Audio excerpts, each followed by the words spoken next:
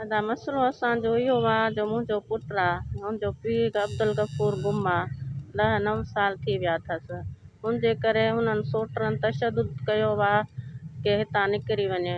पिरापटी जो मसइलो आहे, हुनजे करे चए तूं कराची निकिरी वञ मां वटि। हू चए थो त मुंहिंजो पीउ जो घर आहे, मां छो?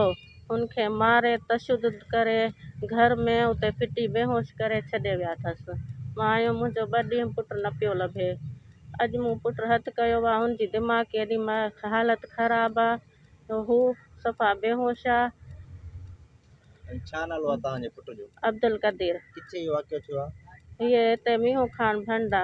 हा, मुंहिंजे ॾेर जा पुट आहिनि। तव्हां केरु? मां असां भंडा आहियूं। अच्छा, हा। थाणो कहिड़ो आहे?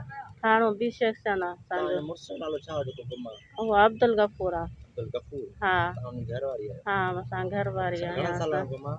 ऐं 9 साल 10 साल एतिरो हले थो। केस हले पियो कोर्ट में? हा, न केस हाणे नथो वञे न ख़तमु। हा। हाणे तव्हां केरु अथव मुखालिफ़? मुखालिफ़ इहे ई आहिनि सोट। कहिड़ा कहिड़ा? सोट हाणे हिन चाचे सलेमान बनी वारो उहो ऐं उहो गॾु कंदा आहिनि। उहा मूंखे ख़बर न आहे केरु थो करे। हू पंहिंजे पीउ जो घर नथो छॾणु चाहे, मां न छॾींदसि। अगरि हुन बनी ॿारहं घर कनि था, हुनजे करे जे अगरि 2 रोटी ॾियनि था त हुनजे हू खुटी त न वेंदा आहिनि। हू मूं मां सां नथो हले, पीउ जे घर वेठो आहे, हुनखे छो था तशदुद करनि? मारनि छो था? न मारनि। हा, मां वञा थी हींअर पोइ मां वठी पई वञासि कराची, हू भॼी वियो। मां नथो हले। अगरि मुंहिंजे पुट खे कुझु थियो त ही ज़िमेदार आहिनि। असां कनि इहो सॼी फैमिली आहे। असां इशफ़ाक़, अफ़ज़ल, सिजाद, निजाद। रात जा भंडा आहिनि। बस मुंहिंजे ॾेर जा पुट आहिनि। हा, पर कदीर जा सोट आहिनि। तव्हांजे मुड़ुस खे घणे साल थिया आहिनि गुम? हा, 9 साल थिया आहिनि। 9 साल? हा, 9 साल थी विया आहिनि। मिल्कियत आहे? छाजी मिल्कियत आहे?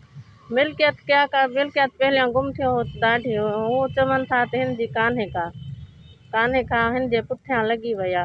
पर मिल्कियत बि हींअर इहा आहे, पिरापटी आहे, पंहिंजो घर आहे, ज़मीन आहे, प्लाट आहिनि। अलाए हुनजे चकर में अलाए छा जो मुंहिंजे पुट खे मारनि था। हाणे छा थियणु खपे तव्हांजो? छा मुंहिंजो इहो मुतालिबु आहे की मुंहिंजो पुटु कराची मूंसां नथो हले। अगरि मुंहिंजे पुट खे कुझु बि थियो न, ज़िमेदार इहे आहिनि।